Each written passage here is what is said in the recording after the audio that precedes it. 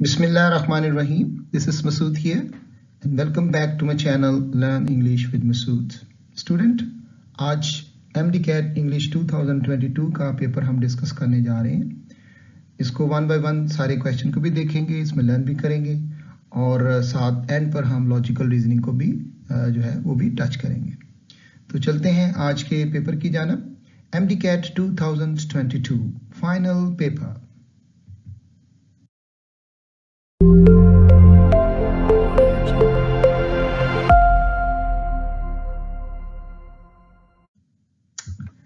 जी first question देखते हैं। Synonym है जी इसमें ऑफ द वर्ड कैप्रिशियस। इसका मीनिंग होता है अचानक और सडन किसी चीज का जिसमें आप तसव्वुर नहीं करते हैं, तो उसमें आपका अचानक एक मीनिंग आ जाता है, that is changing. First word आपके पास है जी अल्फा में फिकल, ये आपका एडजेक्टिव है और इसका मीनिंग भी यही है, दैट इज चेंजिंग। और ऑफन सडन जो चेंज होती है वो आपको नजर आती है, ये एडजेक्टिव है। इसी तरह प्रिडिक्टेबल भी, जो आप प्रिडिक्ट कर सकते हैं, आप किसी चीज को जान सकते हैं इन एडवांस, ये भी आपका एडजेक्टिव है। यूनिफॉर्म नाउन है और अगर आप यूनिफॉर्म लिखें तो वो आपका एडजेक्टिव बन सकता है, वह भी बन सकता है। इनवेरिएबल, जिसमें कोई चेंज ना हो, ठीक है, और ये भी आपका एडजेक्टिव है। तो यहां पर जो आपका आंसर हुआ that is alpha, that is fickle, ठीक है। चेंजिंग ऑफन सडनली, बिल्कुल अचानक जिसमें चेंज आ जाती है।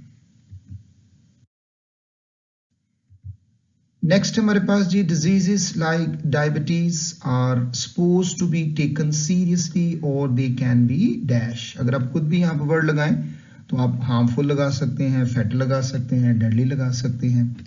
कर्सिंग लानत के मीनिंग में है, ठीक है, जिसमें हम किसी को बुरा भला कहते हैं। हेल्दी बहुत इजी वर्ड है, हेल्दी तो नहीं है, डिजीज है। फैटल इसमें हमारा आंसर दैट इज चार्ली, खतरनाक के मीनिंग में। और इम्पर्सोनेटिंग, इसमें कुछ थोड़ा सा एक्ट किया जाता है इम्पर्सोनेटिंग में, और ये इंप्रेशन से है। Extremely convincing impressions of the singers, यानी एक्ट करके वो दूसरों को मुतासर करने की कोशिश करता है। तो यहां हमारा आंसर होगा they can be fatal, Charlie is the answer, that is. Next question देखते हैं जी। Choose the most appropriate antonyms of abandonment, ठीक है। अबेंडनमेंट का मतलब किसी चीज को छोड़ देना, क्विट कर देना, तर्क कर देने के मीनिंग में आता है। और इसमें ऑप्शन हमारे पास एक है सेसेशन है, स्टॉपेज है, एक्सटेंशन है और हाल्ट है। अब इसमें जो आपके सिनोनिम्स हैं वो सेसेशंस, स्टॉपेज और हार्ड, बिल्कुल तीनों सिनोनिम्स हैं। इसमें रोक देना, रुकावट बन जाना। और जब हम किसी चीज को नहीं रोकेंगे तो एंटोनिम्स में हमने ऑपोजिट वर्ड लेना है, दैट इज एक्सटेंशंस, ठीक है। इसमें हमारा आ गया एक्सटेंशन जी। Next, fill in the blank with the correct word. The shepherd ploughed this mountain with cattle the first time it dash ever flowed। अब आपके पास यहाँ पर पहले उसने शेफर्ड एक्टिव में दिया हुआ है, ये हमारा एक्टिव सेंटेंस है, और उसके बाद इट हमारा आ गया ऑब्जेक्ट, और उसके बाद एवर प्लोड है, तो इसका मतलब है हमें यहाँ पर पैसिवाइज जो है वो सेंटेंस कंप्लीट करना है। अब पैसिवाइज में हमारे पास दो ऑप्शन बच जाते हैं, एक हमारे पास है वॉज और एक हमारे पास जो है वो बच जाता है हैड बीन, ठीक है। अब देखें तो हमें यहाँ पर पास्ट परफेक्ट तो यूज नहीं करना, क्योंकि ये पास्ट इंडेफिनिट की बात हो रही है, तो इसलिए हमारे पास जो बच जाता है वो ये देखें, ये भी आउट हो गया, चार्ली भी आपका आउट हो गया और डेल्टा भी आपका आउट हो गया, and we are left with was. So the cattle the first time it was ploughed, ये क्लियरिंग इन द स्काई में भी जो ओल्ड मैन है उसके में भी अगर देखें तो वहां पर भी आपको ये सेंटेंस मिल जाता है इस तरह। The answer is alpha. Next question है जी, to give one someone idea of rabies horror one only need. अब यहाँ पर ये रीड लिखा हुआ है, ठीक है। One only read such descriptions as the following: spasms, restlessness, shudders at the least breath of air, and ardent thirst, convulsive movement, ये कांपती हुई मूवमेंट होती है, and fits of furious rage. वहाँ पर स्पेलिंग गलत लिखे हुए हैं लेकिन ये रेज है। ये लाइन लुई पास्चर से है लेकिन उन्होंने इसको थोड़ा सा डेफिनेशन के हवाले से चेंज किया हुआ है। फर्स्ट अल्फा है नीड्स, फिर नीड, फिर नीडेड और उसके बाद हैज नीडेड है।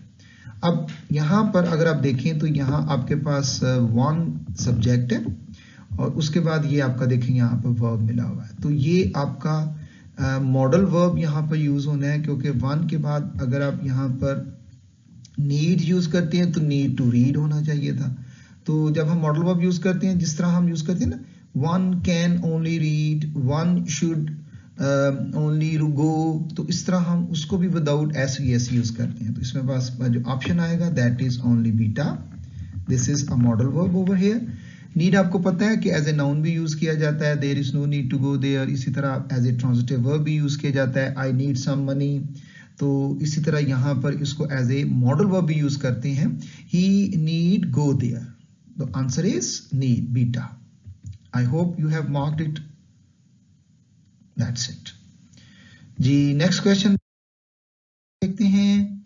बाय 2030 यानी 2030 फ्यूचर की बात हो रही है, आने वाले की। People dash been reading the works of Charles Dickens for more than 190 years। Had future में यूज नहीं हो सकता, विल यूज हो सकता है, आगे बीन लिखा हुआ है, इसी तरह आपके पास हैव आ गया। Have been reading the works of Charles, future की बात हो रही है, 2030 है तो फ्यूचर परफेक्ट कंटिन्यूस में जाएंगे। इसमें हैड भी यूज नहीं होगा आपका, ठीक है, ये भी आउट हो गया, और विल भी आपका आउट हो गया, और हैव भी आपका आउट हो गया। So we are left with will have been reading the works of Charles Dickens for more than 190 years. The correct answer is delta. Will have, people will have been reading. जी next question देखते हैं। Choose the most suitable sentence out of the following. आपने correct sentence लेना है। Penny did not let me to go, ये यहाँ से ही गलत हो गया, ये देखिए यहाँ पर टू गो आ गया, टू गेट आ गया, लेट के बाद आउट हो गया।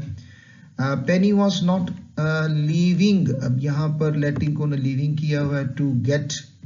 इसके बाद Penny did not let me get, अब ये यहाँ पर आपका let as a causative verb भी यूज हुआ है और साथ आपने गेट भी यूज किया हुआ है, तो this is the right option. तो Penny had not let me get, यहाँ पर हैड नॉट और उसके बाद फिर let me get any book, so the right option is that is Charlie. Penny did not let me get any book. This is the correct answer. Yes, the next one is the next question में है जी, choose the most suitable sentence out of the following। इस दफा examiner ने आपको different type of question दिए हैं और बात ये की है कि आपने करेक्ट और जो आपकी ग्रामर कॉन्सेप्ट है उनको ही देखना है। फर्स्ट क्वेश्चन जी, वी विजिटेड इस्तांबुल, अब यहाँ से ये देखें ये कॉमा लगा दिया है तो this is out. Istanbul Turkey का एक सिटी है और हांगकांग का एक शहर है कोलून। इसके बाद है जी वी विजिटेड और यहाँ देखिए उसने कोलन लगा दिया हुआ है, ये भी आपका आउट हो गया। और नेक्स्ट में है वी विजिटेड इस्तांबुल, ये टर्की में है। कोलून हांगकांग लास्ट ईयर, तो यहाँ पर एंड एक मिसिंग है, यहाँ पर उसने कॉमा लगा दिया, तो ये सारी एक सीरीज बन गई है। लास्ट में देखें वी विजिटेड इस्तांबुल, ये टर्की में है, और एंड कोलून सिटी है हांगकांग का लास्ट ईयर। तो आपका डेल्टा जो ऑप्शन है that is the correct one.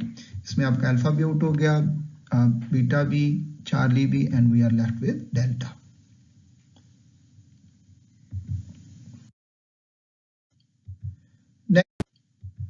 Next है जी, which of the following sentence is correct. अब देखें शॉर्ट फॉर्म में लिखा हुआ है, हाउ कुड सारा परसॉट, अब यहाँ पर स्पेलिंग देखें ये डब्ल्यू के ये भी आउट हो गए, परसुएड को परसॉट लिखा हुआ है। देन उसमें लिखा हुआ हाउ कुड सारा परसुएड, ये स्पेलिंग आपके करेक्ट हैं। इस तरह हर मम टू, हाउ कुड सारा परसुएड, यहाँ पर ई मिसिंग है, और लास्ट में उसने परसुआड दे दिया हुआ है, तो यहाँ पर भी आपका ये स्पेलिंग गलत हो। इसमें आपका जो बीटा ऑप्शन है that is correct. How could Sarah persuade her mom? The next question है, easy है. Choose a sentence with the correct use of article. ठीक है, इसमें Natasha can play a piano and a violin. इसमें article indefinite लगा दिए हैं. जब musical instrument होते हैं तो उसके साथ आप definite article use करते हैं. तो Natasha can play the piano and the violin, ये आपका बीटा दोनों में आपका देखें, यहाँ पर भी आर्टिकल आया हुआ है और यहाँ पर भी आर्टिकल है. म्यूजिकल इंस्ट्रूमेंट के साथ आर्टिकल यूज करते हैं. Natasha can play the piano है और नेक्स्ट में उसने आ लगा दिया हुआ है और यहाँ पर द पियानो है. Natasha can play piano and violin, इसमें कोई आर्टिकल नहीं है, so we are left with beta. Musical instruments के साथ हम डेफिनेट आर्टिकल यूज करते हैं.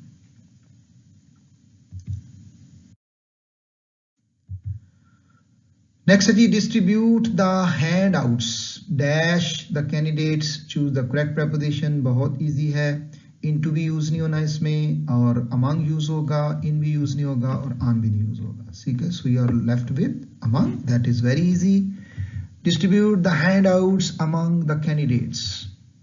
हालांकि पता नहीं कितने, लेकिन फिर भी ये 2-3 से ज्यादा कैंडिडेट्स चूंकि ज्यादा होते हैं, जैसे आप हॉल में बहुत ज्यादा थे, तो इसलिए हम अमंग यूज करेंगे प्रेपोजिशन.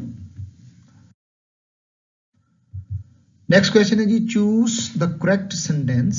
फिर आ गया, these scissors are very sharp, this scissors is very sharp, this scissor is very sharp और these scissors are very sharp. अब आपको पता है कि जब आप सीजर्स लिखते हैं तो ये पेयर ऑफ सीजर होता है, या आप पेयर ऑफ सीजर होता है, या हम इसको प्लूरल यूज करते हैं. यहाँ पर दिस लिखा हुआ है और ये आगे प्लूरल है, लेकिन आगे इज दिया हुआ है. इसी तरह दिस सीजर्स, यहाँ पर एस नहीं है और यहाँ पर भी आपका एस नहीं है, तो only the alpha is the right option. These scissors are very sharp. यहाँ इस तरह लिख सकते हैं, या हम लिख सकते हैं दिस पेयर ऑफ सीजर्स. ठीक है, तो हम इसको अल्फा जो है वो करेक्ट लेंगे. हमारा बीटा चार्ली डेल्टा आउट हो गया, we are left with these scissors are very sharp. अगर आप देखें these scissors do not work well, तो डू नॉट आपने अपने प्लूरल वर्ब यूज किया होता है जी. नेक्स्ट क्वेश्चन भी उसने क्वेश्चन का स्टाइल चेंज किया, हालांकि बात वही है कि आपने करेक्ट सेंटेंस लेना है. Identify the sentence out of the following that is error free. I do not enjoy being laughed at by other people. I did not enjoy laughing by other, यहाँ आपका at नहीं है, तो ये देखिए ये आपका आउट हो गया. I am not enjoying laughing, here again you are missing at, and I do not enjoy being laughed at by other people. I do not enjoy being laughed at by other people and I do not enjoy. अब यहाँ पर do not के बाद देखिए आपका enjoying दिया हुआ है, तो ये तीनों आपके आउट हो गए and we are left with alpha.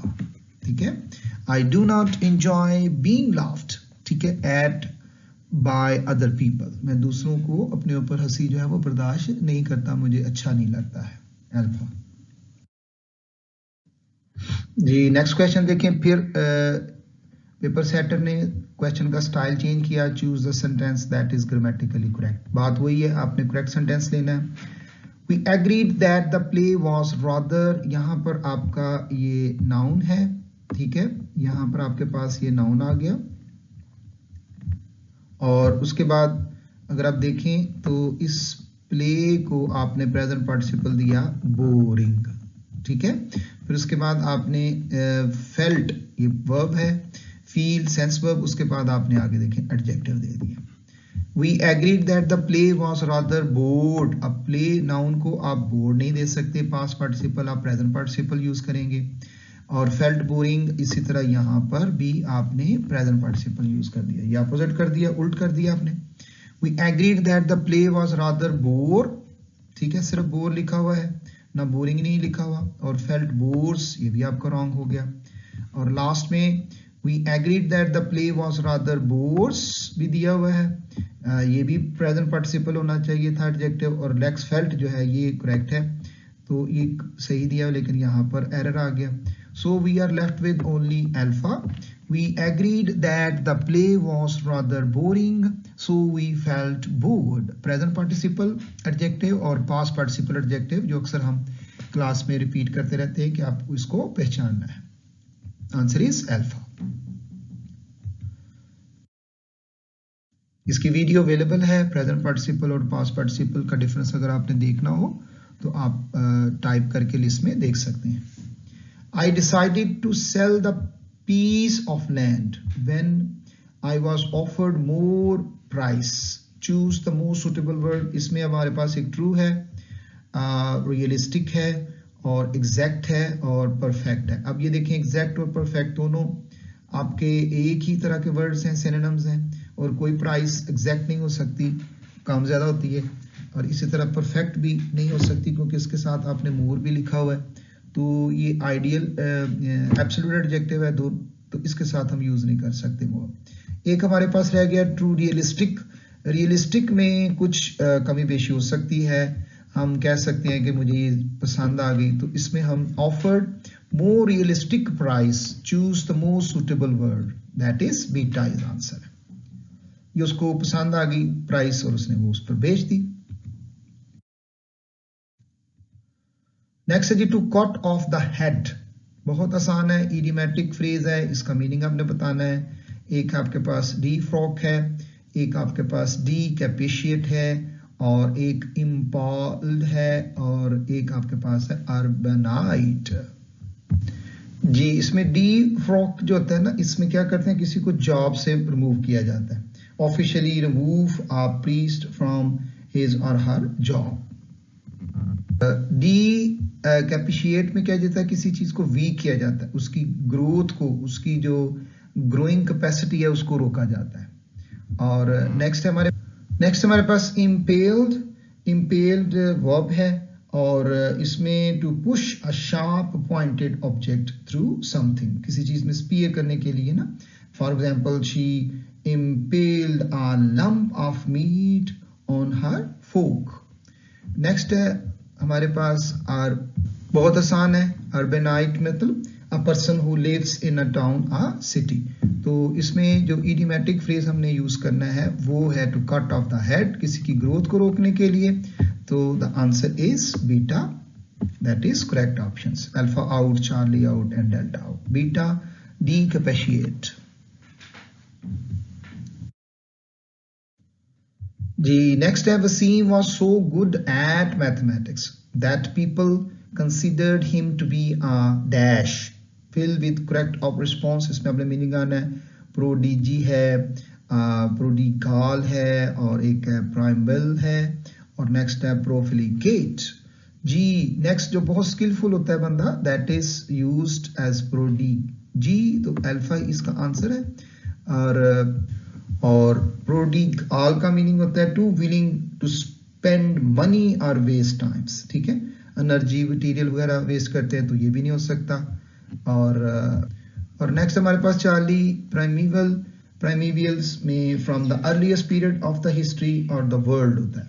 और प्रोफिलिगेट अयाश लोग जो होते हैं, फजूल खर्ची करने वाले, ये आपने ओवरकोट में पढ़ा हुआ है. So the answer is prodigy, that is skilful, expert and very clever, excellent. Answer is alpha. वो है ये एक, और इसमें ये प्रेसिडेंट और ये दूसरी नॉमिनेशन सीईओ, ये एक ही पर्सन है. ठीक है, टू नाउन को एक आर्टिकल से दिया गया है तो ये कंपाउंड हो गया. For the newly established branch of our company dash arrived recently, fill with appropriate choice. So this is very easy. Have we use नहीं होगा, having भी नहीं, और having, so we are left with has arrived. Answer is delta. Easy था, आपने इसको बड़ी आसानी से कर लिया होगा. आर्टिकल का यूज है, जैसे द हॉर्स एंड कैरेज आपने पढ़ा हुआ है, द ड्रामेटिस्ट एंड नॉवलिस्ट. तो एक ही पर्सन को जब हम नॉमिनेट करेंगे तो सिंगल डेफिनेट आर्टिकल लगाएंगे. नेक्स्ट है जी क्वीन एलिजाबेथ टूज. ये आपके लॉजिकल रीजनिंग के प्लेटिनियम जुबली सेलिब्रेटिंग हर 17 ईयर्स. अब यहां से हमें एक हिंट मिल जाता है, जब 2 लिखा हुआ ना तो इसका मतलब है कि पहले भी कोई एक एलिजाबेथ होगी. ठीक है, 17 ईयर्स भी लिखा हुआ है और उसके बाद on the British throne was above all a tribute to one of history's great acts of consistency. Her reign, उसकी हुकूमत, स्पैन का मतलब रही, जितना अरसा, virtually the entire post world war. अब पोस्ट वर्ल्ड वार का मतलब यह है कि वर्ल्ड वार 2 के बाद, पहले नहीं, ठीक है। Making her a witness to cultural upheavals from the battles, from the Beatles to Brexit. Brexit में इवेंट्स होते हैं और ये ऐसे इवेंट्स हैं leading to the UK's exit from the European Union से है, ठीक है। उसने यूरोपियन यूनियन से जब वो एग्जिट निकलते तो उसे ब्रेग्जिट कहते हैं। स्टेटमेंट है there has been another queen of the British throne named Elizabeth before her. इसका मतलब हमें यहाँ से मिल जाता है कि ये देखें 2 लिखा हुआ है तो एक और क्वीन थी। इसके बाद है Brexit is a normal occurrence. ये नॉर्मल ऑकरेंस नहीं है, ठीक है। ये एक बहुत बड़ा इवेंट था क्योंकि यूरोपियन यूनियन से एग्जिट करना। थर्ड है Elizabeth was queen of the British during world war 2। ये उस वक्त नहीं होगी क्योंकि ये उन्होंने पोस्ट वर्ल्ड वार लिखा हुआ है। तो आपका देखें ये सेकंड भी आउट हो जाता है, थर्ड भी आपका आउट हो जाता है और आपकी स्टेटमेंट जो है 1 जो है उसका आंसर क्लियर कट आ जाता है। 1 and 2 and 3 all are correct. No, only 1 only 3 is correct. ये भी नहीं हो सकता क्योंकि वो वर्ल्ड वार 2 में लिखा हुआ है और ये उसके बाद थी। Only 1 is correct. अगर आप देखें तो Charlie is the answer. Only 1 and 3 नहीं हो सकता क्योंकि एलिजाबेथ लेके ही उसने आपको कंफ्यूज करने की कोशिश की है। क्वीन एलिजाबेथ 2 यहाँ पर आपके पास बहुत अच्छा एक हिंट है। ये इंडिकेटर आपको जाहिर कर रहा है कि एलिजाबेथ एक और भी थी। तो यहाँ पर आ गया there has been another queen of British throne named Elizabeth before her. Answer is clear. Clear हो गया। तो ये बहुत क्लियर था, इजी था। सिर्फ आपने इसके पैराग्राफ को बड़ी माइन्यूटली से पढ़ेंगे ना तो आपको पता चलेगा कि ओनली 1 इज करेक्ट। नेक्स्ट में देखें observe the pattern and select the next term in sequence. बहुत इजी है। CABFAEIAH पहला है, JHK है, LAK है और JGK है और एक और है आपका IGJ।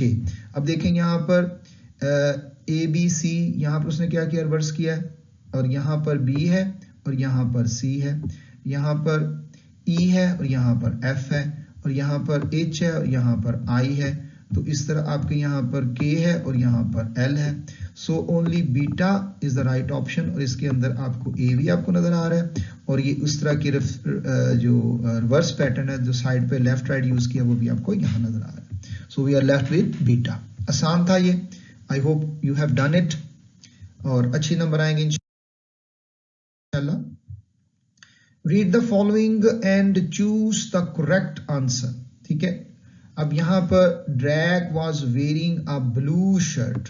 इसने ब्लू शर्ट पहनी हुई थी, ब्लैक जीन पहनी हुई थी और ब्राउन शूज पहने हुए थे। John was wearing a red shirt, इसने पहनी हुई थी और ब्लैक जीन थी और ब्लैक शूज थे, ब्लैक जीन और ब्लैक शूज थे। Ahmad was wearing a blue और शर्ट और ब्लू जीन्स ने पहनी हुई थी और ब्राउन शूज पहने हुए थे। आप इसको लिख सकते हैं तरतीब से तीनों को। अब नहज क्लेम्स ही saw someone wearing black jean, ठीक है। देखिए यहाँ पर आपकी एक ब्लैक जीन यहाँ एक आपको नजर आ गई, इसने पहनी हुई थी और एक ब्लैक जीन इसने पहनी हुई थी जॉन ने। उसके बाद उसने लिखा है ब्लू और रेड। अब ये ब्लू इसने भी पहनी हुई थी और रेड इसने भी पहनी हुई थी, ठीक है। क्या कहते हैं, रेड शर्ट, ठीक है। तो अब देखें यहाँ पर ये सेकंड में भी रेड आ गई जॉन की। उसके बाद कहता है shoes that were not black. अब यहाँ पर रेड वाले और ब्लैक शूज वाला आउट हो गया। अब अगर आप देखें हु डिड ही सी, किसको उसने देखा, तो ऑप्शन है हमारे पास अहमद को देखा, जॉन को देखा, ड्रैग को देखा या cannot elicit from given information. इस इंफॉर्मेशन से हम गेस कर सकते हैं क्योंकि यहाँ पर हमारे पास एक और लिखा हुआ है।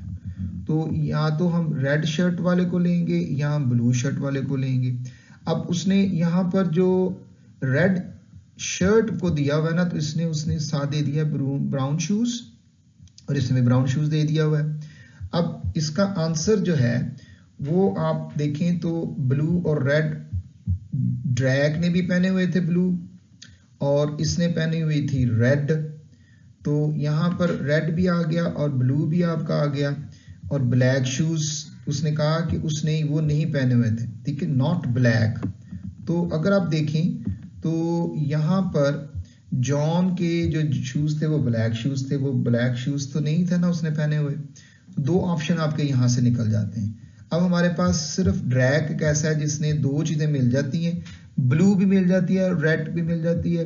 रेड आउट कर देते हैं क्योंकि और दिया हुआ है, ठीक है। अब ब्लू और इसी तरह ब्लैक जीन दी हुई है, तो इसका मोस्ट अप्रोप्रिएट आंसर जो है ना वो ड्रैक ही होगा, क्योंकि इसका चार्ली नहीं हो सकता, क्योंकि वो हाईलाइट कर सकते हैं उससे देख के कि ब्लू शर्ट भी उसने पहनी हुई है और साथ साथ उसने ब्लैक जीन भी पहनी हुई है और उसने साथ साथ जो है शूज वो जो है वो ब्लैक नहीं पहने हुए। तो ये तीन ऑप्शन हमें यहाँ से मिल जाते हैं। जबकि जो नेक्स्ट है उसकी रेड शर्ट है और ब्लैक जीन है और ब्लैक शूज दिए हुए हैं, ठीक है। तो रेड उसकी देखें तो यहाँ पर आपका red shirt with black gene and black shoes. So the answer is Charlie. ये गेस कर सकते हैं क्योंकि और ऑप्शन आपको दे रहा है कि उसने ब्लू और रेड पहना हुआ था, तो इसकी ब्लू भी मिल रही है, ब्लैक भी मिल रही है और शूज भी मिल रही है, तीनों उसके मिल रहे हैं। जबकि रेड से ये वाला आउट हो जाता है, रेड शर्ट है और ब्लैक जीन है और उसके साथ साथ आपके ब्राउन शूज, ठीक है। तो ब्लैक नहीं थे, तो ये यहाँ पर आपको ब्राउन से भी जो आपका जो आंसर वो मिल जाता है, ये भी देखिए, दैट इज चार्ली। ओके, थोड़ा सा कंफ्यूजिंग था, इसमें हम हाईलाइट कर सकते हैं कि उसने और दे दिया हुआ है, तो हमारे पास उसकी ब्राउन शूज की वजह से दो चीजें उसकी मिल रही हैं, ब्लैक भी नहीं है और ब्लू भी उसने पहनी हुई है और जो उसकी जीन है वो भी ब्लैक है। जी नेक्स्ट क्वेश्चन में देखते हैं जी, some bags are pouches, some bags are pouches. तो बैग्स आप छोटे दायरे में रखेंगे और जो बड़ा सर्कल होगा उसके अंदर आप ले आएंगे जनाब पाउच को, ठीक है। तो बैग्स आपके यहाँ आ गए, ये बैग्स हो गए और ये आपके पाउचेस आ गए यहाँ पर। और इसी तरह आप next all pouches are cases. अब ऑल पाउचेस आर केसेस है तो एक हमें सर्कल और बनाना पड़ेगा जिसके अंदर आपके ये दोनों आ जाएंगे। अब इसमें आपने जो सर्कल बनाया तो इसके अंदर आपका आ गया केसेस आ गया, ठीक है, ये केसेस आ गया। ये केसेस यूज करते हैं, सिगरेट के लिए भी यूज होता है। और नेक्स्ट क्वेश्चन दिया नो केसेस आर, ये केसेस को आर का हमने कर दिया पर्स के साथ, एक दायरा और बना लें तो ये आपका आ गया पर्सेस का, ठीक है। ये आपका पर्सेस है और इन पर्सेस को हमने कर देना है क्रॉस, क्रॉस हो गया। अब ये ऑल जो हमारे बैग्स हैं, सम बैग्स हैं, सम बैग्स उसमें पाउचेस आ गए, फिर all pouches are cases, all pouches are cases and no cases are purses। Conclusion में हमारे पास फर्स्ट आ गई कि some pouches are purses, some pouches are purses। अब अगर आपके some pouches are purses है तो ये देखें यहाँ पर आपने केसेस किए तो उसके अंदर थे, तो ये आपका आउट हो गया, तो ये आपका क्रॉस हो गया। नेक्स्ट हमने देखा some bags are cases। अब ये इसके अंदर है तो ये तो पॉसिबल हो सकते हैं, ये वाले बैग्स इसके अंदर हो सकते हैं, ये हमने रख लिया। और नेक्स्ट हमने देखा no bags are purses, no bags are purses. अगर वो केसेस भी नहीं है पर्सेस भी नहीं है तो उसके अंदर है, तो ये इसी तरह ये कुछ हो सकते हैं। नो बैग्स आर पर्सेस, तो केसेस नहीं है तो बैग पर्सेस तो हो सकते हैं ना बैग के साथ, तो नो बैग्स का मतलब है अगर यहाँ पर हैं तो ये आपका आउट हो गया। तो आपकी एक ही कंक्लूजन बच गई जो होगी आपकी वो सेकंड वाली। तो फर्स्ट ऑप्शन में है 1 और 2, 1 में हमारी क्रॉस है और सेकंड में हमारी ट्रू है, तो ये भी नहीं हो सकती। 1 और 3 भी नहीं हो सकती और इसके बाद हमारे पास 2 रह जाती है, वो इंडिपेंडेंट है। और 2 और 3, तो 2 हमारी कंक्लूजन में करेक्ट है और थर्ड वाली नहीं हो सकती, वहां पर नो लिखा हुआ है, यहाँ पर हो सकते हैं, ठीक है, बैग्स हो सकते हैं क्योंकि उसने तो केसेस के साथ क्रॉस किया हुआ ना, तो हमारे पास फिर एक ही ऑप्शन बच जाएगी, दैट इज चार्ली। क्लियर हो गया पॉइंट? ठीक है, ये आपका क्वेश्चन था 198 वाला जी। अब नेक्स्ट करते हैं। नेक्स्ट क्वेश्चन इजी है, इसमें आपने रीड करना है। Read the following statement assuming everything in it to be true, कि सब कुछ ट्रू है। Then decide which of the given suggested courses of action logically follow and are worth pursuing, उसको यानी प्रैक्टिकल भी हो। स्टेटमेंट 1 है जी, आलिया वॉन्ट्स टू स्लीप, वो सोना चाहती है, but can not due to regular noise in and around her house every day. Sure है, तो एवरी डे यहाँ पर आपको एक नजर आ रहा है, एवरी डे उसको ये शोर नजर आ रहा है। ठीक है, शोर सुनाई दिया जाता है। कोर्स ऑफ एक्शन ये है कि अगर ऐसा है तो वो क्या करे, एक्शन क्या ले। नंबर 1 है insert good quality noise blockers into हर ईयर्स, अपने कानों में एक ब्लॉकर लगा ले। और दूसरा है टेक स्ट्रॉन्ग स्लीपिंग पिल्स, तो ये लॉजिकली नहीं हो सकती, क्योंकि स्ट्रॉन्ग लॉजिकल पिल्स लेने से वो डेली तो नहीं ना मेडिसिन ले सकती, इसलिए आपका यहाँ पर जो आंसर होगा वो फर्स्ट वाला ही होगा, सेकंड वाला नहीं हो सकता, क्योंकि ये लॉजिकली नहीं बनता कि डेली बंदा मेडिसिन ले। बोथ 1 और 2 भी नहीं हो सकता, डेली मेडिसिन भी नहीं ले सकते। हम 2 को क्रॉस करते हैं तो थर्ड वाला भी क्रॉस हो गया। और नीदर 1, अगर हमने फर्स्ट को करेक्ट किया है तो ये भी आप नहीं ले सकते, क्योंकि इसमें आपका फर्स्ट 1 है कि वो ब्लॉकर्स ले ले तो उससे वो गुजारा कर सकती है। ठीक है जी। नेक्स्ट 1 में हमारे पास the literacy rate in the district has been increasing, बढ़ रही थी, उसमें लिटरेसी रेट जो थी वो has been increasing. The district administration जो है has conducted extensive training programs for the workers involved in the literary drive. अब ये देखें, अगर आप यहाँ पर सो लगा कर पढ़े ना, देयरफॉर लगा के पढ़े, यहाँ पर the district administration has conducted extensive training program for the workers involved in the driving. So ठीक है, सो लगा सकते हैं, यहाँ पर आप देयरफॉर भी लगा के देखें, तो जो सो के बाद होगी वो इफेक्ट हो जाएगी, और जो उससे पहले वाली स्टेटमेंट होगी वो आपकी काज में चली जाती है, cause and effect. Statement 1 is the cause and statement 2 is its effect, ये आपका आउट हो गया। ठीक है, ये नहीं हो सकती। Statement 2 is the cause and statement 1 is it's effects. अगर आप स्टेटमेंट 2 को पढ़ें और उसके बाद दूसरी के साथ आप therefore the literacy rate in the district has been increasing, तो ये आपको समझ आएगी कि ये हमारा इफेक्ट हो जाता है। Both the statement and effect are independent, नहीं आपस में रिलेटेड है, ये भी आपका आउट हो गया। और both the statement 2 and are effect नहीं, क्योंकि एक इसमें से आपकी कॉज है, that is the second 1 statement, और फर्स्ट में उसकी इफेक्ट है। So the best answer is beta. सो ये आपके टेस्ट थे। उम्मीद है आप लोगों को इसमें समझ भी आ गई होगी और आपने इसको अच्छी तरह देख। So this is your last question, question number 200। इसमें कॉज इफेक्ट का था। इसके अलावा अगर आपको किसी भी क्वेश्चंस के बारे में कुछ पूछना हो, कुछ उसमें आपकी कोई कंफ्यूजन हो, you can put your question in the comment box, I will upload another explanation for you. And इसके अलावा आप विजिट करें गूगल, वहाँ पर आप लिखिए essential grammar by Masood Sadiq, तो वहाँ पर आपको ऑनलाइन टेस्ट मिलेंगे बबल शीट फॉर्म में, आप उसे फिल करें और उसको रिपीट करें। जब आपके सारे के सारे बबल्स जो हैं वो ग्रीन हो जाएंगे तो आपको वो टेस्ट अच्छी तरह याद हो जाएगा। दुआ में याद रखिएगा और अपनी फीडबैक ज़रूर दीजिएगा। Thank you so much. अल्लाह हाफिज़, टेक केयर।